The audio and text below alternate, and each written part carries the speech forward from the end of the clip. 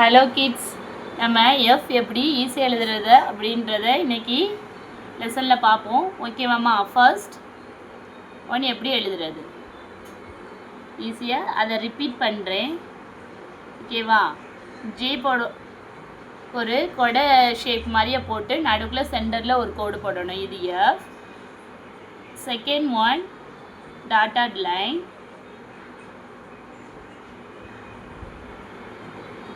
அதை மேலே இப்படி எழுத சொல்லலாம் சின்ன பிள்ளையில். தேர்ட் ஒன் அது என்னது, இப்படி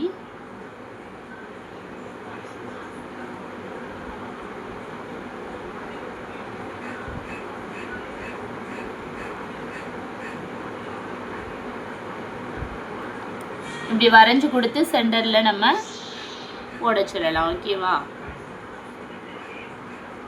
இது என்னது, சிம்பிள் ஸ்டெப்ஸ், அதாவது பிள்ளைகளுக்கு தெரிகிறதுக்காக நம்ம ஒவ்வொரு ஸ்டெப்பாக சொல்லி கொடுக்குறதுக்கு. ஓகேவாம்மா? அதை நம்ம திரும்ப திரும்ப சொல்லி கொடுத்தா தான் பிள்ளைகளுக்கு பதியும். நம்ம ஏற்கனவே என்னென்ன லெட்டர் பார்த்துருக்கோம்?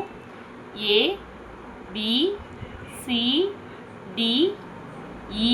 இப்போ என்ன லெட்டர் பார்த்துருக்கோம்? எஃப். அதை இன்னொரு தடவை நான் எழுதி காமிக்கிறேன், அதை என்ன பார்த்துக்கோங்க. First one A, next B, next C, next E, next one F. ஓகேவா? ஃபர்ஸ்ட் ஒன் A, அதுக்கடுத்து B, C, D, E, F. மறுபடியும் ரிப்பீட் பண்ணுறேன், நல்லா கவனிச்சுக்கோங்க. A, B, C, D, E, F. நம்ம ஒரு தடவை மட்டும் படித்தா நம்மளுக்கு மனப்பாடம் ஆகாது. அந்த லெட்டர்ஸை நம்ம அடிக்கடி போட்டு பார்த்துட்டே இருந்தால் தான் நம்மளுக்கு மனப்பாடமாகும். அதனால் ஒரு தடவை நம்ம படித்தாச்சு அப்படின்னு சொல்லிட்டு இருக்கக்கூடாது. சின்ன பிள்ளைகள்கிட்ட ஸ்லேட் பென்சிலை கொடுத்து எழுதி பாருமான்னு அவங்க கையை பிடிச்சி எழுத வச்சாதான் பிள்ளைகளுக்கு எழுத வரும். அதனால் பேரண்ட்ஸு கூட இருந்து பிள்ளைகளுக்கு கற்றுக்க கொடுங்க.